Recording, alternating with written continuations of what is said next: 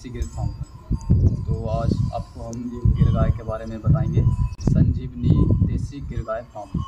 आज हम आपको मिलवाने वाले हैं सर अजय राठौर जी से। सर सबसे पहले हम चाहेंगे कि आप अपना परिचय दें। नमस्कार भाई साहब, आपका संजीवनी गिर काऊ फार्म पे आपका स्वागत है। मेरा नाम अजय सिंह राठौर है और 2017 से हमने गिर गाय के संवर्धन पे कार्य किया है। 2017 से अभी तक कई चीज़ें हमने गोपालन में बहुत बारीकी से समझी है, उस बारे में मैं आपसे शॉर्ट में बताऊँ। और जो भी आपकी जिज्ञासा है कि मध्य प्रदेश में भोपाल में गिर गोपालन कैसे किया जा सकता है, उस सारे प्रश्नों का जवाब कोशिश करूँगा कि आपको इस तरीके से मिले ताकि हमारे यहाँ पे गोपालन हो, गिर का संवर्धन हो, देशी गोवंश को प्रोत्साहन मिले। तो सर सबसे पहले आपका जो डेयरी फार्म है इसका सर एड्रेस दे दीजिए। जो कि डोबरा से 6.5 किलोमीटर है, मनीखेड़ी करदई। यहाँ पे खोलने का मैं आपको यहाँ पे चालू करने का कारण भी बताता हूँ। हमें गिर गाय के पालन में एक चीज़ को देखना बहुत ज़्यादा ज़रूरी है कि आपके पास में आसपास में चारागाह हो, पहाड़ हो, वृक्ष हो, पानी की व्यवस्था, चरने के बावजूद चरने वाली जगह पे पानी की व्यवस्था हो, इसका चलना, चरना और जड़ी बूटियाँ खाना ये बहुत ज़्यादा निहायत ज़रूरी है। जो गोचर भूमि का जो सिद्धांत था पुराने ज़माने में, गाँव में लोग गोचर भूमि रखते थे। तो सर हमारे मन में एक प्रश्न है कि ज़्यादातर हमने देखा है कि आप भोपाल शहर के काफ़ी नज़दीक हैं, बल्कि मैं तो यही कहूँगा कि आप भोपाल शहर में ही हैं। तो आपने इस डेयरी फार्म में जो अधिक दूध देने वाली गाय होती हैं, HF होती हैं, संकर जर्सी होती है, उनको ना रखते हुए देसी गाय गिर के ऊपर काम किया, उसके बारे में देखिए। भारतीय गोवंश जिसमें कि A2 मिल्क मिलता है, जर्सी और हॉलिस्टीन के दूध से ये काफ़ी गुणकारी होता है। प्राचीन काल से ऋषि मुनि हुए, हमारे पूर्वज हुए, जो लोग पूरी जिंदगी स्वस्थ होते थे, इनको कभी कोई बड़ी बीमारियों का सामना बहुत कम करना पड़ता था, तो घर में देशी गोवंश ही होता था। ये जो देशी गोवंश है, इसमें आपका लोकल गाय, ऐसी जो देशी नस्ल जो जिस भी क्षेत्र की रही है, जिसमें हम्प होता है, गलकम्बल बड़ा होता है, नाभि बड़ी होती है, पूंछ नीचे तक ज़मीन में टकराती है, ये नस्लें जो थी उसको लोगों ने संकर करना शुरू कर दिया। और संकर का दूध जो मिश्रित प्रजाति की गाय हैं या हॉलिस्टीन फ्रीजियन है या जर्सी है, उसका दूध हमारे योग्य है ही नहीं, मानव के पीने के योग्य है ही। सर आपने एक जिक्र और किया A2 milk. Sir A2 milk होता क्या है, कौन सी गाय देती है? जितनी भी गाय, देखिए, ये एक म्यूटेशन की प्रक्रिया काफ़ी वर्षों पहले हुई, जिसका कि मैंने भी पढ़ा है, नेट पे पढ़ा है। इस म्यूटेशन की क्रिया में जो मिल्क है, मिल्क का जो वो पोर्शन जिसमें कि प्रोटीन होता है, प्रोटीन में इसमें 67वीं जो श्रृंखला है वो कमज़ोर होती है। जब वो मानव शरीर में पीने के बाद में टूटती है तो इसमें BCM7, बीटा कैसीन मार्फिन 7 बनता है, जो कि हमारी बॉडी के लिए प्रॉब्लम देता है। ये चीज़ होती A1। A2 में ये चीज़ नहीं बनती, क्योंकि A2 का जो मिल्क है, एक तो ये पचता आसानी से है, दूसरा बच्चों के लिए स्वास्थ्यवर्धक है, तीसरा वृद्धों के लिए स्वास्थ्यवर्धक है। मतलब आपकी प्रतिरोधात्मक क्षमता भी बढ़ती है।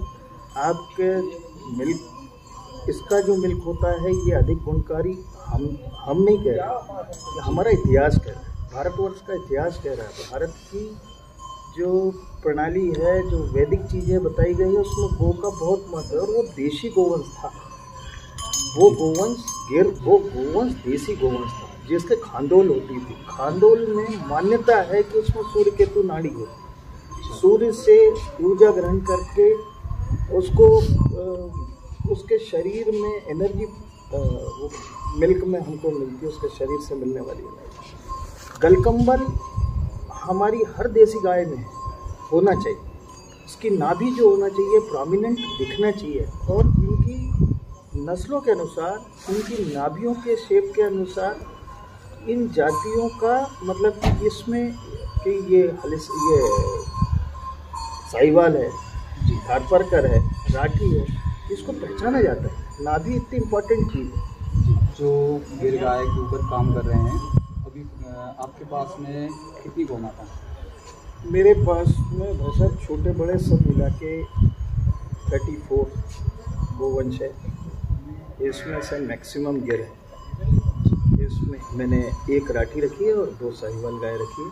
बाकी मेरे यहाँ पे गिर है, संपूर्ण गिर है। मैंने गिर पे संवर्धन का कार्य भी करता हूँ। ये मेरे पास में तीसरा बुल है, चौथा बुल है मेरे पास, जो कि जिसको कि मैंने तैयार किया है, और ये 100% गिर है।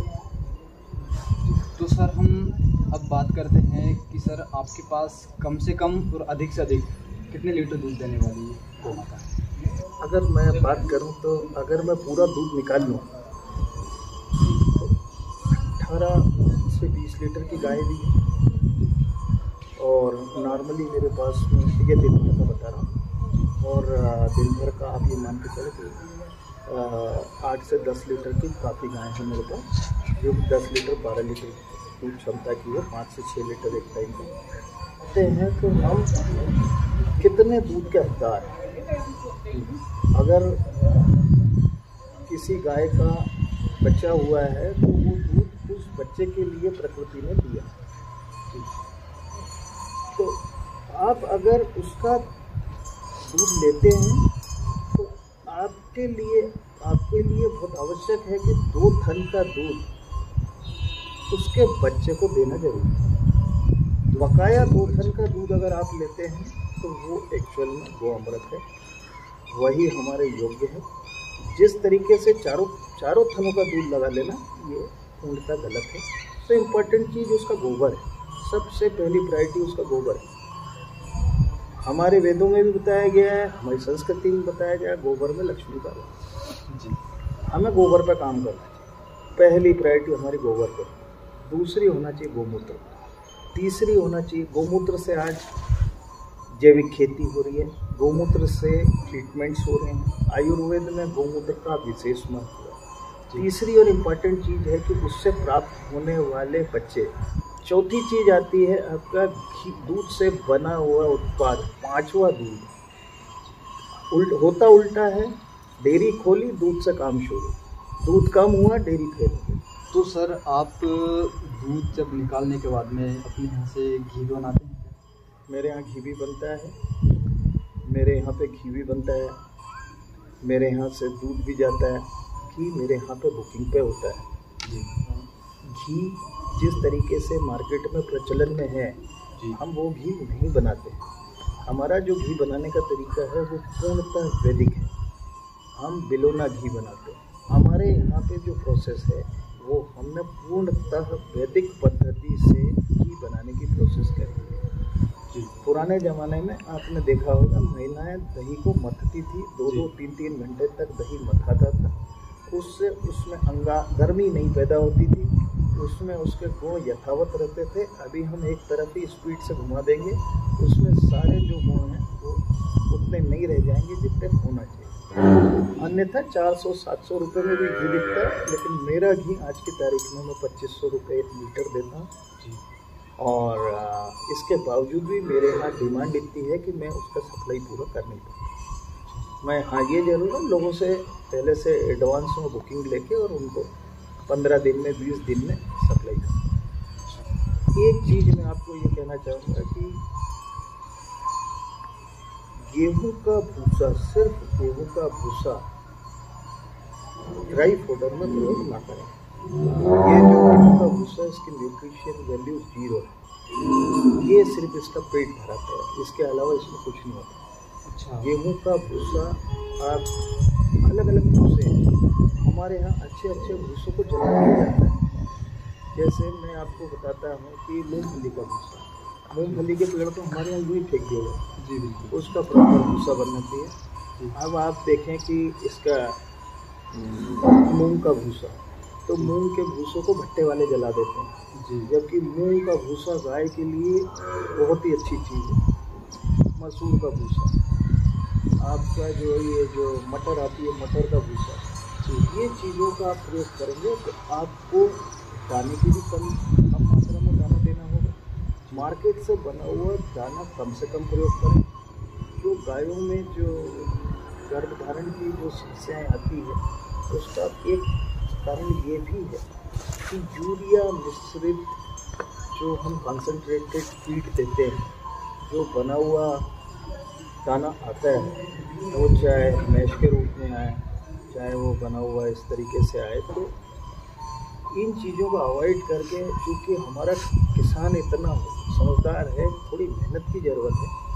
आप कुछ दाल डलवा लें, चना डलवा लें, चने के छिलकों का प्रयोग करें, गेहूँ डलवा लें। इन चीज़ों का प्रयोग अगर आप दाने में करेंगे, हमारे क्षेत्र में आसपास में गन्ने की भी खेती होती है, आप अच्छे मोलाइसिस ला सकते हैं, मोलाइसिस का प्रयोग करें, नेचुरल चीज़ों का प्रयोग करेंगे, आपकी गाय 100% 60 दिन से 90 दिन के अंदर में पीठ पे आएगी, कंसीव होगी और साल भर के अंदर में 1 साल 13 महीने 11 से 13 महीने के अंदर में दूसरी काल करेगी। तो सर अब ये कहेंगे कि आपने जो डेयरी फार्मिंग में प्राथमिकता पे रखा है गौमूत्र, और मैंने सबसे पहले प्राथमिकता पे रखा गोबर, दूसरा गोबर। सर इसका आप किस प्रकार यूज करते हैं अपनी डेयरी? हमने क्या किया कि भोपाल में गोकाश समिति है जो कि पर्यावरण पे काम कर रही है, हम उनसे जुड़े। उनसे जुड़ने के बाद में हमारे साइंटिस्ट बाबा हैं सक्सेना साहब, वो विश्राम घाट थे, उन विश्राम घाटों में लकड़ी की जगह गोबर की लकड़ी का प्रयोग करना कराना, क्योंकि ये पूरा का पूरा फार्म मेरी वाइफ देखती है। तो राताताल और करदई की महिलाओं को यहाँ रोजगार मिला हुआ है। सर दूसरी बात हमारी आती है, गाय माता के लिए हमें हरे चारे के लिए क्या व्यवस्था करना चाहिए? तो आपके यहाँ हरे चारे के लिए क्या व्यवस्था है? असल मैंने जो अभी लगाई हुई है वो सुपर नेपियर है। ये सुपर नेपियर 6 साल के लिए 6 ईयर्स तक चलती है, जिसकी पैदावार भी बहुत अच्छी है। और ऐसे सीजन में, गर्मी के सीजन में इसकी जो ग्रोथ होती है वो बहुत तेज़ होती है। ठंडी के सीजन में ये कम बढ़ता है, लेकिन गर्मी के सीजन में इसकी ग्रोथ बहुत अच्छी होती है। एक बार लगा दिया तो वो 6 साल तक चलता है। ठीक है सर, अभी हम चलते हैं आपकी गाय को हम देखते हैं। मेरे पास में पिछले 5 सालों से व्यवसाय में काम चालू किया सबसे, और उसका दूध जिस तरीके से लोग लगाते हैं, ये 18 लीटर दूध से ज़्यादा क्रॉस कर सकती है। अच्छा, मैंने पूरा निचोड़ लेंगे, पूरा निकाल लें, लेकिन क्योंकि हम 2 बच्चे का लगाते हैं, 13-14 लीटर इसका दूध जलने बच्चे के बाद अभी इस गाय की मेरे पास में 3 बच्चियाँ हैं, जिसमें 3 बच्चियाँ थी, अभी भी ये 3 माह की प्रेगनेंट है। सर आप अपनी ये जो नंदी है इसके बारे में जानकारी दीजिए, आप कहाँ से लेके आए हैं, वैसे तो किस प्राइस में लेके आए? ये